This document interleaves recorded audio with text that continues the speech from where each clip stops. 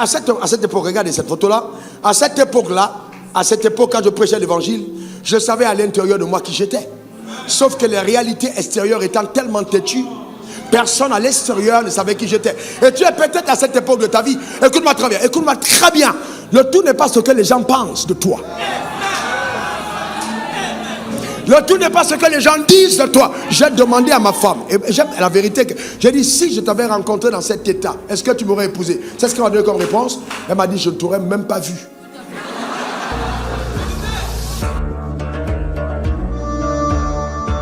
Mets ta main droite vers le ciel et répète après moi ces paroles. Mon Père, mon Dieu, je suis dans ta présence et mon attente est grande. Parle-moi, instruis-moi, fais-moi du bien. Je m'engage à recevoir ta parole telle qu'elle est, puissante, vraie. Oh Dieu, merci pour le bien que tu t'apprêtes à me faire par ta parole. C'est pourquoi je décrète, déclare et établis que je ne me déconnecterai pas de ce message sans avoir reçu la plénitude de tout ce que le ciel me réserve. Ma vie est un témoignage éloquent, puissant, extraordinaire de ce que Dieu est capable de faire. Au nom suprême de Jésus. Amen. Amen. Et amen. Acclame très fort le Seigneur. Acclame très fort le Seigneur.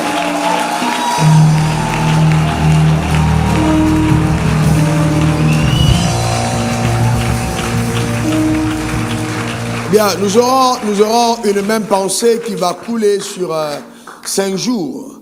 Et donc je vais l'introduire aujourd'hui. Elle est tellement profonde que je tremble même devant Dieu, en fait, de ce que Dieu s'apprête à faire dans nos vies. Et je suis davantage à l'aise parce que j'ai entendu Dieu me donner spécifiquement certaines instructions. Ça veut dire que je ne vais pas simplement enseigner la parole, mais je suis revêtu d'un manteau de prophète. Et quand je te dis que je suis revêtu d'un manteau de prophète, ça veut dire que le ministère va t'accompagner des anges. Écoute-moi très très bien, écoute-moi très bien. Cette rencontre que nous avons, elle est spéciale. Déjà, si tu ne m'as pas écouté dès le départ, demain, prends les photos des personnes les plus importantes de ta famille. Si encore tu crois que Dieu doit faire dans ta famille, et viens avec à la rencontre de demain. Et je te donnerai demain l'instruction d'après-demain. Ainsi de suite. Parce que nous ne sommes pas en culte ordinaire. On n'est pas en dimanche, on est à Kabod. Quelqu'un dit après moi Kabod. Quelqu'un dit encore après moi Kabod. Eh bien, Dieu s'apprête à faire quelque chose de particulier. Donc, je vais enseigner sur vivre Dieu. Mets ta main sur ton cœur. Père, je veux te rendre grâce pour ta fidélité. Merci pour ce temps béni que nous avons ensemble dans ta présence. Je place une demande devant le trône solennel de la grâce. Ô Père, revers-moi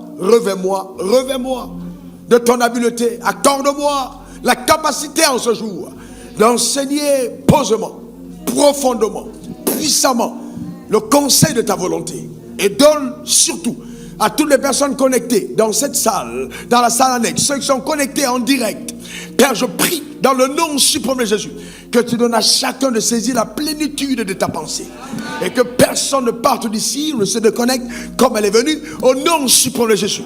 Que la lumière de ta parole éclaire. Tel un marteau, que les chaînes de la captivité soient brisées par ta parole. Dans le nom suprême de Jésus. Comme le pain de vie qu'elle vient nourrir. Éternel le Dieu, nos âmes, dans le nom suprême de Jésus, je veux te rendre grâce pour la lumière qu'elle apporte et qui sort les âmes enténébrées de la captivité, dans le nom suprême de Jésus, la connaissance qu'elle transmet, la puissance qu'elle véhicule, l'embellie qu'elle provoque, les réparations éternelles qu'on l'orchestre, les connexions qu'elle provoque éternelles dans les vies des hommes, par ta puissance, au nom suprême de Jésus, j'ai prié, et que quelqu'un dise Amen 3 fois. Amen. Non, ta manière de dire Amen m'embête, donne-moi 3 bons Amen. Acclame très très fort ton Créateur. Pousse un cri de joie dans sa présence. Pousse un cri de joie. Gloire à l'agneau. Encore pousse un cri, de grands cris de joie dans la présence de Dieu. Alléluia. Amen. Gloire à Dieu. Amen. Bien, je lis un texte de la parole de Dieu et on va s'asseoir. Osée 4, verset 6. Mon peuple est détruit parce qu'il lui manque la connaissance. Dieu n'a pas dit le monde est détruit. Non. Il n'a pas dit les païens sont détruits. Non, il dit mon peuple est détruit. Parce qu'il lui manque la connaissance. Frères et sœurs, la connaissance dans le royaume de Dieu est la valeur la plus précieuse. Ce que nous devons rechercher le plus, c'est la connaissance. Au-delà de l'excitation, au-delà d'avoir la joie dans le cœur, nous devons rechercher la connaissance. Avec tout ce que nous avons, nous devons acquérir la connaissance. C'est le bien, la valeur la plus précieuse du royaume des cieux. Il dit, puisque tu as rejeté la connaissance, je te rejetterai. Et tu seras dépouillé de mon sacerdoce. Puisque tu as oublié la loi de ton Dieu, j'oublierai aussi tes enfants. Tu peux t'asseoir dans sa glorieuse présence. Eh bien, la connaissance, dont il est question, pendant toute cette période de Kabod, nous parlons de vivre Dieu va vraiment, vraiment aider chacun d'entre nous à vivre Dieu. Donne-moi encore ton meilleur amen. Et c'est cette connaissance, je le dis très humblement, qui a donné à ma vie l'éclat qu'elle a et la saveur, justement, que ma vie peut dégager parce que je viens de très loin et je ne suis redevable vraiment qu'à Dieu pour les œuvres que je vois accomplies dans ma vie et par ma vie. Je voudrais donc apporter cet enseignement pour t'aider. Pour t'aider à vivre le type de vie que Dieu te réserve sur la terre des hommes et surtout à atteindre les desseins rattachés à ta vie, à ton existence, par prédestination, par celui qui t'a conçu et créé. Écoute-moi bien, si Adam avait cette connaissance que je vais te donner maintenant par le Saint-Esprit, il n'aurait jamais sombré en Éden. Jamais. Et Satan ne serait jamais devenu le Dieu de ce monde. Ce qui a manqué à Adam, c'est ce que je suis sur le point de t'enseigner. Que tu comprennes. Dans la vie, il y a des choses qui sont extrêmement essentielles. Premièrement, connaître Dieu. La connaissance de Dieu est extrêmement essentielle. Premièrement, connaître Dieu. La connaissance de Dieu. La connaissance de Dieu. Connaître Dieu. De deux, pour vivre Dieu, il faut le connaître. J'ai dit, il faut d'abord connaître Dieu. Ça, c'est vraiment essentiel. Je ne peux pas vivre Dieu si je ne le connais pas. Je n'ai pas dit être membre d'une communauté. Je n'ai pas dit avoir une relation de proximité avec un prophète. J'ai dit connaître Dieu. La connaissance de Dieu est vitale. Et ce n'est pas quelque chose qui s'opère de façon accidentelle. Non. Non. Elle est la conséquence d'une quête. C'est-à-dire, je poursuis la connaissance de Dieu. Je suis investi dans l'or. C'est un minerai, pour l'avoir, il faut creuser. Et plus vous creusez, alors mieux vous découvrez le trésor que la terre vous livre, mais après des efforts que vous avez consentis. Vous n'arrivez jamais à la connaissance de Dieu par légèreté. Impossible. La Bible dit, ce ne sont pas ceux qui cherchent Dieu qui le trouvent, non. Mais ce sont ceux qui le cherchent de tout leur cœur. Dieu se l'est trouvé à lui. Parce que Dieu étant la valeur la plus précieuse, il ne peut pas permettre que tu le trouves avec légèreté. C'est impossible. Et nous sommes arrivés à une saison où nous voyons rarement les croyants avec leur Bible, les croyants en train d'écouter des messages, les croyants en train de prendre le temps de jeûne individuel pour dire Dieu, je veux te connaître. La connaissance de Dieu va provoquer dans ta vie une embellie incroyable. D'ailleurs, elle te communiquera une sagesse que même les personnes diplômées des universités les plus prestigieuses de ce monde ne peuvent avoir. La connaissance de Dieu. Connaître Dieu. Et là, tout bon leader devrait s'activer. Suivez bien ce que j'ai dit. S'activer de telle enseigne que toutes les personnes qui sont tout autour de lui, je parle de leaders spirituels, accèdent à la connaissance de Dieu. Dans un effacement total qui transporte les personnes à visualiser et à connaître, à conceptualiser le Dieu qui les a sauvés tel qu'il est. Dans la grandeur d'un leadership, n'est pas tant la réputation du leader, mais sa capacité est tellement transparente que chaque fois qu'il apparaît, c'est Dieu qu'on voit au travers de lui. Connaître Dieu, c'est notre mission. Faire connaître Dieu, c'est très important. Voyez-vous, connaître Dieu. C'est important de le connaître. De deux, il faut lui faire confiance. Il faut faire quoi? Faire confiance en Dieu. Il faut lui faire confiance. Il faut faire confiance en Dieu. Il faut lui faire confiance. Il faut faire confiance en Dieu. Et quand nous reviendrons sur la connaissance de Dieu, vous allez comprendre pourquoi il est stupide de ne pas avoir confiance en Dieu. Dieu est l'être le plus sûr de l'univers. Vous savez quoi? On peut te donner un chèque certifié. Mais Dieu est plus certifié que tous les chèques. Donc il faut lui faire confiance. C'est le seul être infaillible de l'univers. Il s'appelle Dieu. Et vous savez, comment quelqu'un qui n'a pas de commencement et qui n'aura pas de fin vous approche et vous ne lui faites pas confiance? Les philosophes ont essayé de réfléchir sur Dieu et ils sont arrivés dans la confusion la plus extrême. En parlant d'une petite molécule d'atome qui s'est développée quelque part. Et donc il faut poser la question pour demander à cet atome-là, est donc venu d'où? Dans l'humilité consiste à comprendre qu'au commencement, Dieu, point barre. Au commencement, Dieu, donne-moi ton meilleur amen. Voyez, il faut lui faire confiance, il faut lui faire confiance. Quand vous regardez cet univers, vous regardez les vallées, les plaines, vous regardez l'orchestration de la vie, vous voyez scientifiquement comment est-ce que les choses s'emboîtent l'une après l'autre. Mais il faudrait être fou pour ne pas faire confiance à celui qui a établi des frontières à la mer et qui a interdit que la mer franchisse le sec pour nous préserver en vie. Ne pas lui faire confiance, quelque part, c'est avoir perdu ses repères mentaux. Il faut faire confiance en Dieu. Voyez-vous? Et ensuite, troisième chose pour vivre Dieu, et c'est très important, j'introduis simplement, c'est qu'il faut comprendre clairement que la vérité diffère de la réalité. J'ai dit quoi? La vérité diffère de la réalité. Et que la vérité a la capacité de changer la réalité. La vérité diffère de la réalité. Dieu est tellement intelligent qu'il a souvent caché la vérité dans la réalité. Et la réalité peut avoir une apparence contraire à ce que la vérité est. J'aurai le temps d'expliquer. La vérité est contraire, voyez-vous, et la vérité diffère de la réalité. J'ai dit la vérité diffère de la réalité. J'ai dit quoi? La vérité diffère de la réalité. Quand on trouve dans la maison de Potiphar Joseph, en ce moment la réalité énonce clairement Joseph dans sa carte d'identité. Joseph est connu comme étant un majordome dans la maison, amen, du chef d'état-major de l'Égypte, ce qui est déjà assez prestigieux. D'accord, il fait prospérer la maison, il est intendant de la maison, et bien, la maison prospère, mais c'est ce que j'appelle l'identité factuelle. Donc, factuellement, de façon réelle, on est marqué sur sa carte d'identité, voyez-vous, majordome ou alors intendant des biens de Joseph. Et ça, c'est bien, il est respecté en Égypte pour ça.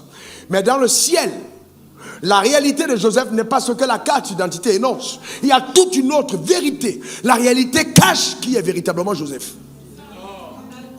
Et je suis venu te dire que je le ressens vraiment dans mon esprit.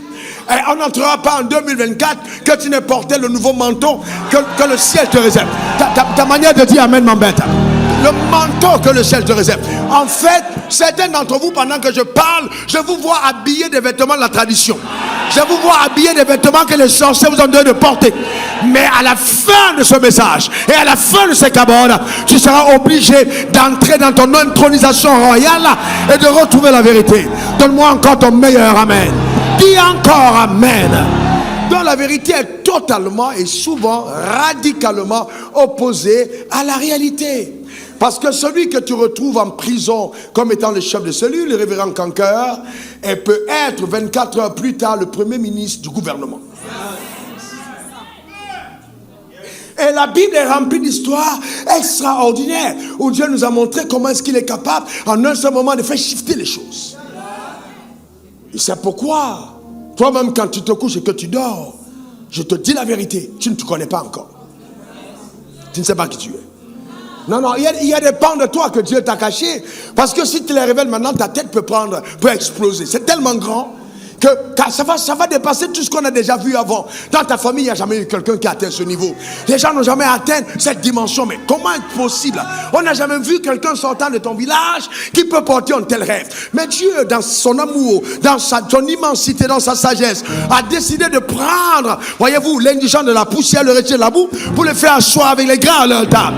Et il a porté son choix sur ta personne. Donne-moi encore ton meilleur amen. Donne-moi ton meilleur amen.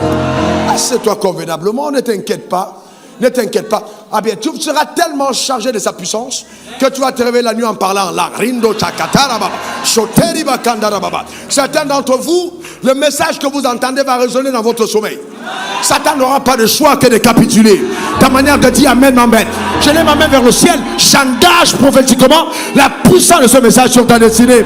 Au nom suprême de Jésus. Dis encore amen. Notre Dieu est un grand Dieu. Alléluia. Amen. Alors je parle, je vois une femme qui est en train de pleurer dans son esprit. Elle pleure. Et le Seigneur me dit de te dire que tu seras surprise. Je dis la vérité, tu seras surprise. Tes larmes se changeront en chant d'allégresse et de joie parce que Dieu ne t'a pas oublié. La vérité a la capacité de changer les réalités. Et donc ceci se résume au simple fait d'avoir la foi. Voyez-vous, ça se résume au simple fait de quoi? D'avoir la foi. Simplement. Et vous savez, ce mot est tellement galvaudé. Parce que nous avons été tellement familiers au langage de la foi que certains d'entre nous ne comprennent même plus la substance. En fait, ce que Dieu veut dire par avoir la foi. Voyez-vous, et la foi, à mon sens, est le sujet le plus important de la Bible et de la vie. J'ai dit de la Bible et de la vie. Pourquoi de la Bible? Parce que, eh bien, même le respect que vous accordez à la Bible naît du fait que vous avez eu la foi en Dieu. Sinon, vous ne respectez pas la Bible. Et de la vie, parce que Dieu, qui a conçu l'homme, a voulu qu'il vive par la foi. Je m'arrête un moment. Vous voulez pas que je cours, n'est-ce pas? Je peux être calme. Vous savez, la dernière découverte que j'ai faite dans la Bible, c'est que je me suis rendu compte que nous appelons hommes les gens qui ne le sont pas. Et que nous sommes spirituellement, voyez-vous, souvent pas très instruits des vérités bibliques. Dieu n'a jamais conçu un homme sans qu'il n'ait la foi. C'est-à-dire un homme, quand Dieu a conçu l'homme, la manière de fonctionner de l'homme était la foi. C'est-à-dire quoi? L'homme devait être à même de transcender ce qu'il voit pour croire en ce qu'il est. Donc le règne de l'homme était conditionné par sa capacité à transpercer les réalités pour épouser la vérité. Et non se limiter aux réalités.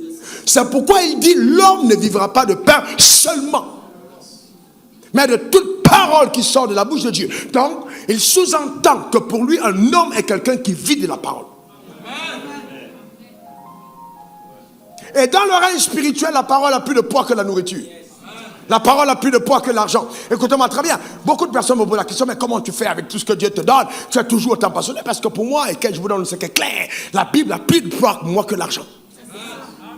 La Bible a plus de poids pour moi que l'argent. La parole de Dieu est incroyable. Vous devez atteindre cette dimension de confiance inéluctable dans sa parole. Et l'homme, pour Dieu, est quelqu'un qui prie. Dis pour moi, prière. Encore prière. Une personne qui ne prie pas n'est pas un homme selon Dieu. Alors tu me demanderas c'est quoi? Biologiquement, scientifiquement, il peut être constitué comme un homme, c'est-à-dire un être humain. Mais spirituellement, ça peut être un animal. C'est pourquoi tu peux voir un homme, tu le vois homme, mais c'est un chien.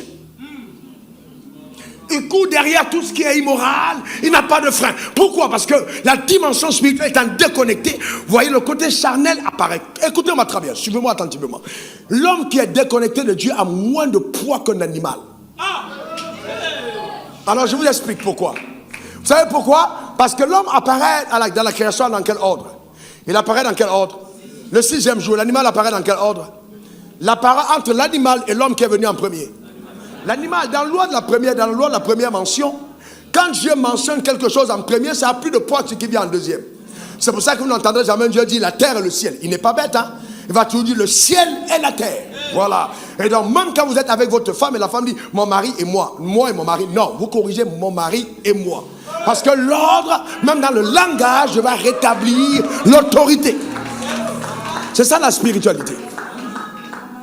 Vous n'allez jamais arriver quelque part, le chef d'État est assis, vous dites Excellence, avoir un grade de qualité, monsieur le maire, monsieur le député, vous dites chef d'État. Le chef d'État, mais on va vous arracher le micro. Vous commencez d'abord par qui? Le chef de l'État. Pourquoi? Parce qu'il a l'autorité. La vie est spirituelle. Mais on est tellement léger qu'on ne comprend pas le langage de la spiritualité. Donc quand l'homme apparaît le 6e jour, dans l'ordre de la création, l'homme est moins important que l'animal s'il n'est pas connecté à la lumière divine. Donc ce qui donne à un homme d'être homme, c'est la présence de la lumière. C'est pour ça que quand Dieu sort l'homme, le 6e jour, il est obligé de souffler en lui un souffle de vie. Qu'est-ce qu'il fait? Il prend la lumière du 1er jour qu'il dépose dans le vase du 6e jour. Donc l'homme qui n'est pas dans la lumière, sans la lumière du 1er jour, ne peut pas gouverner les choses du 2e jour. Donc ce qui fait un homme c'est la lumière. Donc quand il n'y a pas de lumière, il ne peut pas gouverner. Clair. Vous comprenez la Bible? Est-ce que je vole trop haut pour vous? Je peux simplifier après, vous avez compris? Je reprends en français facile. J'ai dit l'homme crée la lumière le 1er jour. Dans la loi, la première mention, ce qui vient en premier est plus important que ce qui vient en termes d'autorité. Dans le 1er jour, Dieu dit que la lumière soit. Donc nous voyons qu'il crée l'homme le 6e jour. Donc entre-temps, il y a des plantes, il y a le règne végétal, il y a le règne animal qui apparaît. Après, il y a le règne humain. Mais dans la conception de Dieu, le règne humain doit avoir la prééminence sur le règne végétal et le règne animal. Donc pour que l'homme règne sur les végétaux et sur les animaux, il faut qu'il soit connecté à ce qui lui donne la force de le faire. C'est la lumière du 1er jour. Donc Dieu prend la lumière et il souffle dans le vase. Donc quand il met la lumière dans le vase, tout ce qui est venu avec la lumière reconnaît le porteur de la lumière comme étant l'autorité. Parce que la lumière étant la première source. Donc toutes les autres se soumettent à l'homme, pas à cause de l'homme, mais à cause de la lumière qui est dans l'homme. Donc mon pouvoir ne me vient pas de ce que je suis en apparence, mais de ce que je transporte. Ce que je transporte est puissant. Et c'est pourquoi je vais prier de tout mon cœur que Dieu donne à chacun d'entre nous d'avoir la révélation de qui nous sommes. Que les mensonges de la réalité ne viennent pas ébranler qui nous sommes. Donne-moi encore ton meilleur amen. Dis encore amen. Je voudrais demander à Noël et à son équipe d'essayer de me faire chercher quelques anciennes photos de moi si vous pouvez et vous les afficher. Je vais vous montrer quelque chose de très puissant. La parole de Dieu est profonde. Donc c'est la lumière du 1er jour mis dans l'homme du 6e jour qui donne à l'homme la prééminence. Donc si vous enlevez la lumière de l'homme, l'homme tombe dans la position basse plus que l'animal. N'oubliez pas que les animaux ont été bénis. Quand Dieu a béni les animaux, quand vous regardez la Bible, lisez la Bible. Dieu a béni les animaux. Il n'y a pas que l'homme qui a été béni. Mais la bénédiction sur l'homme était la domination sur le règne animal et végétal.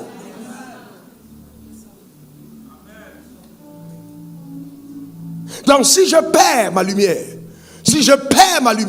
je n'ai plus cette force. Ce qui fait de moi ce que je suis, c'est la lumière en moi. Et ne vous trompez pas, quand vous voyez les satanistes usurper le terme de fils de lumière, frère de lumière, vous pensez que c'est pourquoi? Parce qu'ils connaissent la force de la lumière.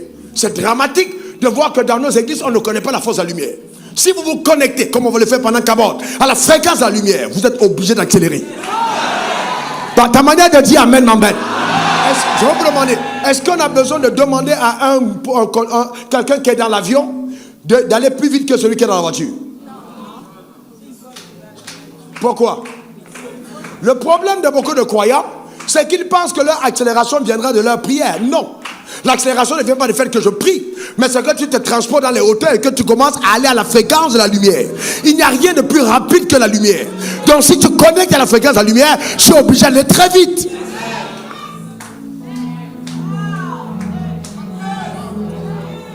Et c'est pourquoi on voit des gens, quand on parle de la dimension spirituelle, beaucoup de croyants ne comprennent pas. C'est anormal. Je dis encore, écoutez-moi bien, c'est anormal qu'un croyant soit malade. Deuxième chose, c'est anormal qu'un croyant soit pauvre. Troisième chose, c'est anormal qu'un croyant soit dominé. Regardez ma photo, montrez. Regardez. Ça, c'est quand je rencontre. Regardez ce corps-là. Continue. Mais voyez-vous, montez-le rapidement. Regardez. Vous regardez cette photo de ce garçon. Et ça, c'est ici à Bobo. Hein. C'est pas ailleurs, c'est à Bobo. Voyez, on est à l'église voilà, là, je ne sais plus dans quelle église, ça va être à 626 ici. D'accord? Quand vous voyez les gars où je priais pour la femme malade, si on vous demande qui est malade, vous allez dire c'est le pasteur. Donc, laissez les photos. Donc, pour vous dire qu'en fait, mais à cette époque, regardez cette photo-là, à cette époque-là, À cette époque, quand je prêchais l'évangile, je savais à l'intérieur de moi qui j'étais. Sauf que les réalités extérieures étant tellement têtues, personne à l'extérieur ne savait qui j'étais. Et tu es peut-être à cette époque de ta vie. Écoute-moi très bien. Écoute-moi très bien. Le tout n'est pas ce que les gens pensent de toi. Le tout n'est pas ce que les gens disent de toi. J'ai demandé à ma femme, et j'aime la vérité, j'ai dit, si je t'avais rencontré dans cet état, est-ce que tu m'aurais épousé? C'est ce qu'elle m'a donné comme réponse. Elle m'a dit, je ne t'aurais même pas vu. Et le problème, c'est que certains d'entre nous, nous posons des actes avant saison. Et je veux parler à un jeune homme. Peut-être, toi, tu es en train de te presser à chercher une femme. Non, il faut rechercher ton positionnement. Dans la vérité d'abord. Parce que si tu cherches la femme, maintenant, tu risques d'épouser la mauvaise femme. La femme de ta destinée attend un roi. Elle n'a pas envie de voir l'esclave. Donc, si l'esclave arrive, c'est normal qu'elle dise, pasteur, Dieu ne m'a pas parlé. Je suis pasteur depuis de nombreuses années. Je n'ai jamais vu une femme me dire, Dieu m'a parlé d'épouser un homme et l'homme est pauvre. Jamais. Je ne sais pas si ça existe, je n'ai jamais vu. Chaque fois qu'une femme me dit, Dieu m'a parlé, c'est que le gars aime peu. Parce que dans la constitution génétique et spirituelle de la femme a été constituée pour aider un roi dans l'accomplissement de ses tâches. Donc elle veut voir quand même certains signaux royaux qui attestent que cette personne est en train de migrer vers une destinée. Mais quand il n'y a pas ça, c'est normal qu'elle soit en déséquilibre et qu'elle dise non. Il ne faut pas aller vite, il ne faut pas être pressé. Est-ce que quelqu'un comprend de quoi je parle? C'est très important, frère. Il ne faut pas être pressé. Ce que tu es, c'est ce que tu es. Ce n'est peut-être qu'une question de temps. Donne-moi ton meilleur amen. Ce que tu es, c'est ce que tu es. Ce n'est qu'une question de temps. Et ce message va venir t'amener justement à partir de là pour aller dans la vie, vivre Dieu dans sa plénitude. Donne-moi encore ton meilleur amen. Donc la foi est le sujet le plus important de la Bible et de la vie, mais malheureusement pour moi il est le plus incompris. Les gens, quand on parle de foi, ils pensent que c'est une science de mendicité légitimée en Dieu. J'ai cru en Dieu, il m'a donné un verre d'eau. Alléluia, amen. J'ai cru en Dieu, il m'a donné $3,000. Bon, Dieu t'a donné $3,000, mais pourquoi il n'a pas multiplié par 1000? Je n'ai pas dit que $3,000 c'est peu, hein? Mais il faut faire attention, on ne va pas des choses profondes, hein? Très profondes. Mais le problème, c'est que la foi aussi est une ressource disponible dans le royaume des cieux pour chaque croyant. En fait, tu ne deviens jamais un croyant sans avoir eu la foi. Nous avons pensé pendant longtemps que la foi était réservée aux saints, jusqu'à ce que Dieu m'enseigne, très humblement, me disant, vous avez mal enseigné l'Église. La foi n'est pas réservée aux chrétiens. La foi est réservée aux hommes. La preuve, si vous n'aviez pas eu la foi, vous ne serez pas enfant de Dieu. Donc ça veut dire que ce n'est pas un croyant qui a la foi, même le païen peut avoir la foi pour devenir chrétien. Donc on entre dans le royaume de Dieu par la foi. Donc j'ai d'abord eu la foi avant de devenir enfant de Dieu. Donc ça veut dire qu'un païen peut avoir la foi. D'ailleurs, quand vous lisez la Bible, regardez la femme syrophénicienne, regardez les gens qui ont manifesté des grandes foi n'étaient pas des enfants d'Israël. Pourquoi? Parce que la foi, on peut l'avoir tous, même le païen. D'ailleurs, regardez aux campagnes d'évangélisation. Quels sont ceux qui ont les plus grands miracles? Ce ne sont pas les croyants. Je me rappelle, on était en train de prêcher en Sierra Leone. Jamais oublié, ça a été pour moi une leçon terrible. Une femme est venue me voir, elle était fatiguée. Je suis avec mon compagnon. On prêchait au marché et elle a dit que son enfant est paralysé. Je crois depuis 14 ans, 14-15 ans, il ne marche pas, il est couché au lit. Et elle nous a demandé de venir prier pour son enfant. Elle était musulmane. Et donc j'ai dit à la femme musulmane, je lui ai montré la Bible, on a parlé, elle écoutait, le traducteur expliquait, elle était contente. Je voyais la foi monter dans son regard et puis je dis à la femme, écoute, on va prier pour toi et la même puissance qu'on a va descendre sur toi. Vous savez ce qu'elle a fait? Elle a cru. Elle dit, voici les signes qui accompagneront ceux qui auront cru. Mais aujourd'hui, quand il dit en croyant que la puissance de Dieu l'accompagne, il ne croit pas. Il ne croit pas. Est-ce que vous savez que les sorciers sont plus spirituels que les croyants? Parce qu'ils croient au monde spirituel, mais nous ne croyons pas. Il n'y a aucune carte d'invitation à la réunion de sorciers. Vous n'allez jamais voir. Vous n'allez jamais attraper en WhatsApp les sorciers. Je vous dis la vérité. Non, jamais de WhatsApp pour dire on va se réunir chez tel. Comment est-ce qu'ils font pour savoir qu'il y a réunion? C'est-à-dire que dans l'esprit, on envoie le message et chacun capte. Et il se retrouve dans la maison sans invitation. Et d'autres te prennent une boîte comme ça, c'est sous le lit. Et puis le jour où vous venez prendre la boîte, il dit pourquoi vous n'avez plus mon jet privé? C'est son jet. Donc c'est une boîte d'allumettes, histoire authentique, donc c'est un bic. Mais la nuit, quand il entre dedans, il se retrouve en Chine. Alors si donc nous avons la sorcellerie est petite et que nous dans la dimension spirituelle nous sommes incapables d'espoir, c'est pour ça que souvent il se rit de nous, parce que nous sommes limités dans notre conception de ce que Dieu est capable de faire.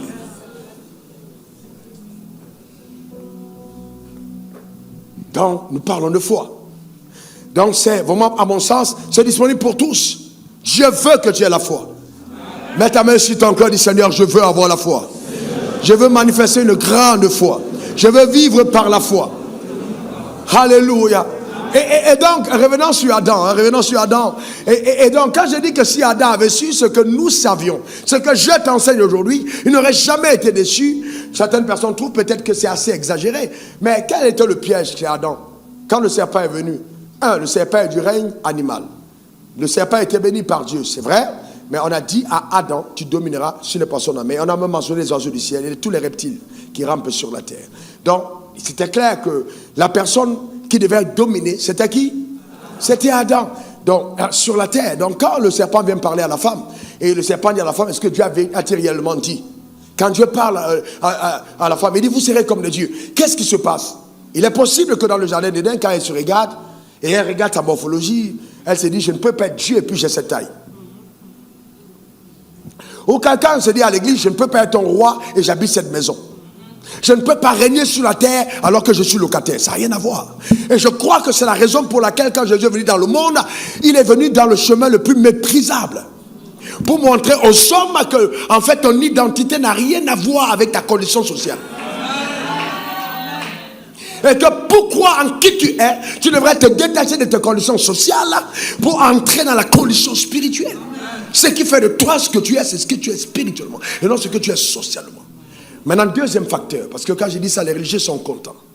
Le deuxième facteur, c'est quoi? C'est que si dans le règne spirituel, je suis un roi, dans le règne matériel, ça doit finir par être manifeste. On aura le temps de le voir. Toute vérité qui n'arrive pas à manifestation, on a légitimité de contestation au sujet de cette vérité. C'est-à-dire, on peut dire, c'est pas vrai. Eh bien, la personne qui le dit, vous n'avez pas le droit de dire faut quoi. Non, les gens veulent voir.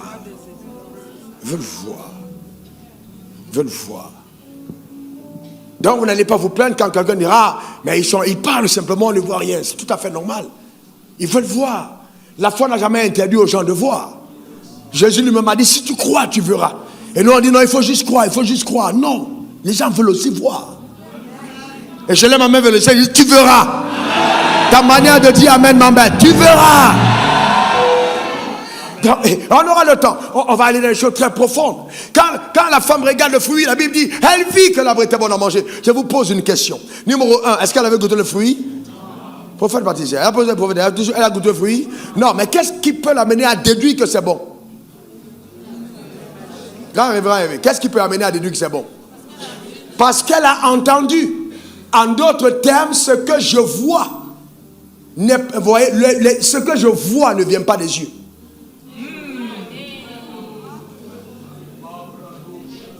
On va continuer, on aura le temps. Je ne fais qu'introduire. Ce que je vois ne vient pas des yeux. C'est pourquoi il faut faire très attention à ce que je crois. Parce que c'est ce que je crois qui donne la couleur à ce que je vois. C'est ce qui définit. En fait, les yeux regardent, mais le cœur voit. Les yeux regardent, mais le cœur voit. Donc je regarde avec les yeux, mais je vois avec le cœur. Je vois avec le cœur. Et même toi-même, quand tu te regardes avec les yeux, mais tu te vois avec ton cœur. Donc, le reflet à l'identité que tu accordes à ta propre personne est déterminé de ce que tu crois dans ton cœur, de ce que tu es. Pourquoi vous pensez que quand Dieu veut amener un homme loin, il le fait voir des choses la nuit? Pourquoi vous pensez qu'il donne une vision à quelqu'un? Pourquoi il donne la vision à Joseph? C'est pour que Joseph, même quand il arrivera chez Potiphar, ne se voit jamais comme un simple intendant. Qu'il ne se voit jamais, qu'il surpasse les réalités pour rester épouser cette vérité qui est gravée dans son homme intérieur.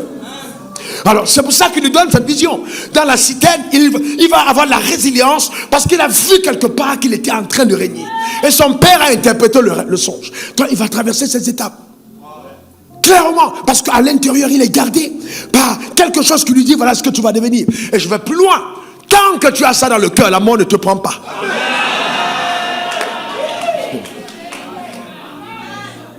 C'est pourquoi les gens qui ont la foi ne meurent pas, ils dorment. Ils dorment. On ne peut pas dire à quelqu'un qui a la foi qu'il est mort. Il dort. Il dort parce que tant que dans ton cœur, il y a quelque chose en quoi tu crois et que tu n'as pas encore vu, il ne t'est pas autorisé de mourir. C'est pour ça que la foi en Jésus nous rend vivants pour l'éternité. Parce que dans notre cœur, nous avons cru. C'est la puissance de ce qu'il y a à l'intérieur. Est-ce que quelqu'un comprend? La puissance de ce qu'il y a à l'intérieur. Donc il ne faut pas seulement te lever là. Ah, je suis la tête dans la queue, je suis envoyé en bas. Non, mais qu'est-ce que tu penses à l'intérieur de toi quand tu le dis? Comment tu te vois? Je sais clairement que quelqu'un croit en son avenir quand je le vois habillé. C'est clair. Il y a des attitudes que tu ne peux pas avoir quand tu crois. Même ta démarche, même ton langage. Il y a des choses qui montrent tout de suite des indices. Quand David va se lever pour aller vers Goliath, Saül va se tourner et va dire, mais de qui ce garçon est le fils? Parce que même la démarche, quand il affronte Goliath, il se rend compte qu'il est différent des autres. Pourquoi? C'est qu'il croit. C'est qu'il croit. Et le diable va combattre ce qu'il y a dans ton cœur. Il va sérieusement lutter contre cela. Voyez-vous, donc si tu n'as pas la foi, tu vas finir par sombrer. Elle vit que l'arbre était bon. Constatez que dès qu'elle a eu à l'intérieur d'elle cette sémence qui a changé la perception de son être, Satan n'avait pas besoin de la posséder. Ève n'a pas péché étant possédée. Non, elle a été manipulée dans l'âme. Donc à partir de ce moment, Satan n'a même plus besoin de t'habiter. Parce que s'il t'habite par ses convictions, il te téléguide.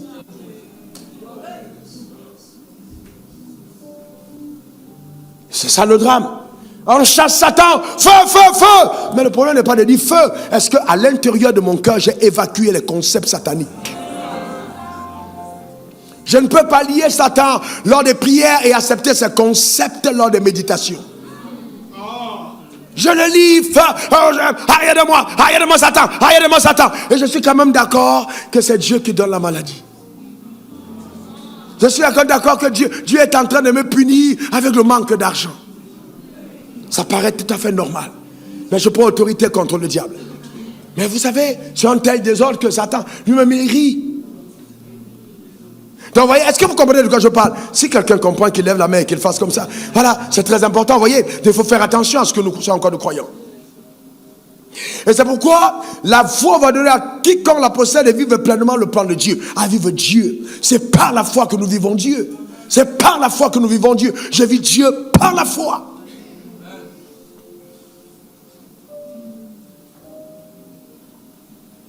Et la foi va te donner de manifester une puissance au-dessus de toute puissance humaine. Donc quand tu dis, tu vis par la foi, la puissance au-dessus de toute puissance humaine. Il n'y a même pas match. Il n'y a même pas match. La puissance est au-dessus de toute puissance humaine. Et je disais ici un jour, je pense dans cette église, que la puissance de la foi est la puissance la plus spectaculaire et la plus puissante jamais générée dans l'univers. Même les sorciers sont admiratifs de ce que la foi peut faire. La preuve, Elimas le sorcier est venu pouvoir acheter. N'est-ce pas? Quand il a vu ça, il a dit, je veux avoir part à ça. C'est incroyable ce que la foi est capable de faire. Donc vraiment, je voudrais t'inviter à vivre Dieu. Dis, je veux vivre Dieu. Encore, je veux vivre Dieu. Donc quand on voit les réalisations que les hommes ont faites, la lune, la fusée qui monte dans la lune et tout ça, la technologie aujourd'hui, on dit, oh vraiment, les hommes sont puissants. Mais c'est rien comparé à la foi. Et je vais vous donner quelques exemples, juste pour vous préparer à ce qu'on va vivre pendant cette semaine. Hébreux 11, verset 6. Regardez ce qui est écrit. Or, sans la foi, il est impossible de lui être agréable. On lit ensemble. Or, sans la foi, il est impossible de lui être agréable à qui? Continuons. Car il faut que celui qui s'approche de Dieu croit que Dieu existe et qu'il est le rémunérateur de ceux qui le cherchent. Alléluia. Il faut qu'il croie que Dieu existe et qu'il est le rémunérateur de ceux qui le cherchent. Oh Dieu Tout-Puissant, je prie qu'à cette étape du message, tu nous transportes dans ce palais de la révélation.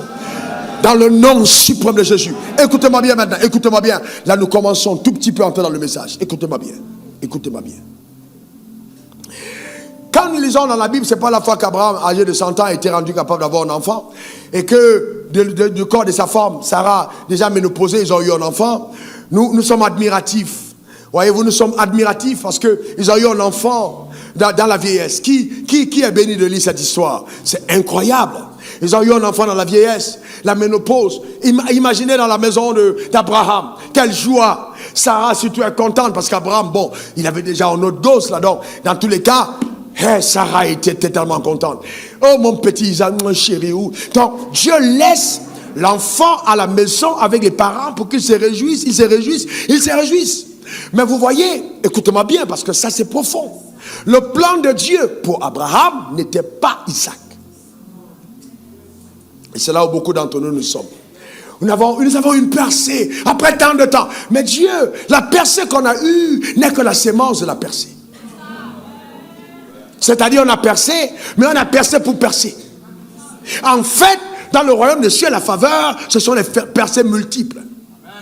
Percer une fois, ce n'est pas avoir une faveur. Je peux percer et la percée devient la cause, voyez-vous, d'une perte. Mais quand ma percée me fait percer, là j'ai percé.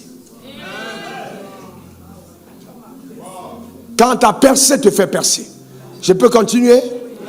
Jeune homme, tu imagines que Dieu donne à Abraham un enfant et que dans la promesse pour Dieu, qu'est-ce que Dieu voulait quand il donne à Abraham un enfant? Reste assis, grand homme. Qu'est-ce que Dieu voulait?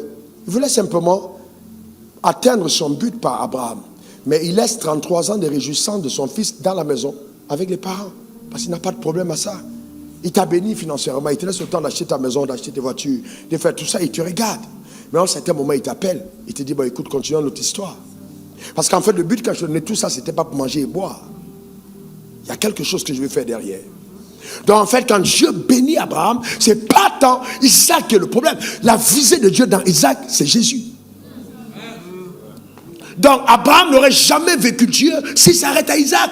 Vivre Dieu, ça allait au-delà d'Isaac. Alors, passer le cap de la réjouissance d'un miracle pour aller dans la dimension du sacrifice. Et de te réjouir dans le sacrifice. Et c'est là où beaucoup de nous, on échoue. Parce qu'on aime les choses légères. On n'est pas prêt à payer le prix. On a une première percée. Dieu nous a donné un message. C'était fantastique. Et le jour où on nous invite quelque part, on va réchauffer le même message. Alors que cette percée préparait une autre percée. La révélation est un filon. Quand tu as découvert une première portion, il y a encore des choses qui sont cachées. Il faut continuer de creuser. La révélation est un filon. Et l'humilité, c'est de comprendre que ce que tu as aujourd'hui ne suffira pas à demain. Il y a des gens parmi vous, m'écoutez depuis 15 ans, depuis 17 ans. Mais toutes les fois, vous êtes scotché. Et quand j'arrive, vous dire, mais vous êtes scotché, pourquoi? Mais parce que c'est un filon. Ah ouais, c'est un filon. Vous prêchez et puis votre femme vous regarde comme ça elle n'a jamais vu un homme. C'est qu'elle te regarde, ce qui sort de ta bouche est impressionnant. Ta propre mère te regarde. Vous pensez que c'est un rigolade? Non, frère, ça n'a rien à voir avec le fait que ce soit ma femme. Je vous dis la vérité. Il est difficile d'avoir des personnes qui te côtoient tous les jours, qui croient au message qui sort de ta bouche.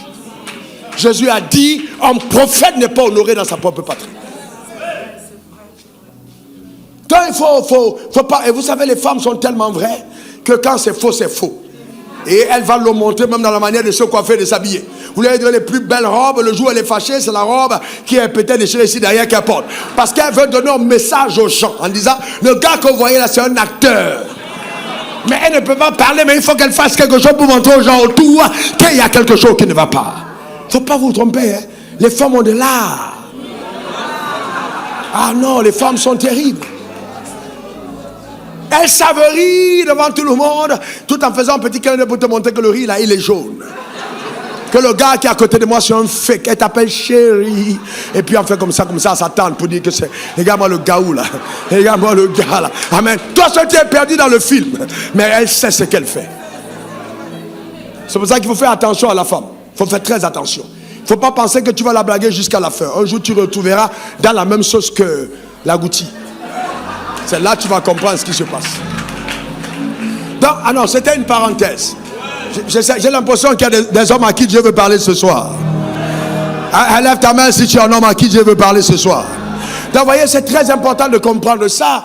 D'accord, Dieu parle. Donc il faut aller au-delà. Il faut atteindre l'objectif. Qu'est-ce que Dieu voulait faire avec Abraham? Ce que Dieu voulait faire avec Abraham, c'est qu'il porta son fils et qu'il le ramena sur la montagne. Tant qu'il n'a pas fait ça, Dieu ne va jamais appeler Abraham un homme de foi. Le drame, c'est que nous avons transformé la foi en une science de mendiant. Oh Dieu, donne-moi. Oh Dieu, je reçois. Oh Dieu, milliards. Oh Dieu, millions. Oh Dieu, voiture. Oh Dieu, mariage. Oh Dieu, si. Dieu veut être prêt à tout ça, mais pourquoi? Le problème, c'est qu'il faut que tu sois sincère. Mais pourquoi tu as demandé ça? Pour ne pas être seul? Une soeur m'a dit, parce que toi, tu crois que c'est normal que moi, tout le temps, c'est moi-même quand l'ampoule se grille, c'est moi qui vais changer. J'ai dit, c'est pour ça que tu veux te marier? Pour que ton mari devienne un électricien à domicile. Non, ça ne peut pas être. Parce que ça, c'est un concept purement africain. Vous arrivez en Europe, vous voyez les femmes en train de faire la peinture de leur maison. Vous voyez les hommes en train de préparer. Donc, vous voyez, vous savez, il y a des concepts traditionnels qui nous amènent souvent à penser que, oh non, pasteur, tu sais, quand je rentre comme ça, il faut quand même quelqu'un qui prépare. Le premier homme qui a préparé, la première personne qui a préparé la terre, ce n'était pas une femme. Non, les femmes ne sont pas les meilleures cuisinières de la terre. Hein. Vous ne vous trompez pas. Écoutez-moi bien. Femmes, je vais vous dire, il ne faut pas nous blaguer avec ça. Là, on sait. Qui a préparé pour Adam? Qui préparait pour Adam? Allons plus loin. Qui a enseigné Ève à préparer? Mais dis-moi. Mais dis-moi la vérité. Qui a préparé? Qui a préparé Ève à préparer? Non, frères et sœurs, Adam mangeait bien. Il mangeait bien sans Ève. Elle a trouvé un gars en forme, sinon elle aurait refusé le mariage. Aucune femme n'accepte que le mariage soit béni si le gars n'est pas en forme. Le gars était bien portant, il était fort, en santé, il était riche, équilibré, respecté par le lion, les lions, tout dans le jardin. Ah, on l'appellera femme. Elle dit oui, chef. Maintenant, c'est lui qui a montré qu'est-ce qu'on mange, qu'est-ce qu'on ne mange pas.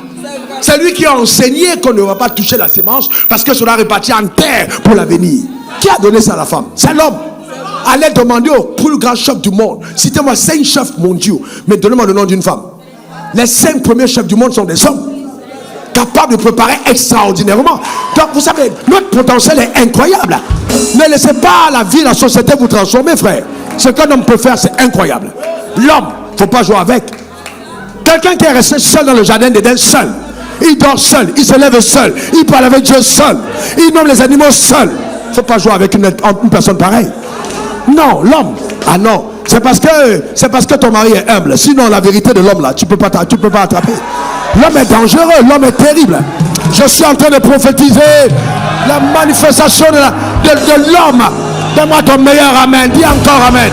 Dans tous les sens. À la fin de ce cabot, tous les hommes retrouveront leur position de dignité. Donne-moi encore ton meilleur amen. Dis encore amen. Le bonheur et la grâce accompagneront tous les jours de la vie. Comment tous les jours de la vie? Donne-moi ton meilleur amen. Bien oui.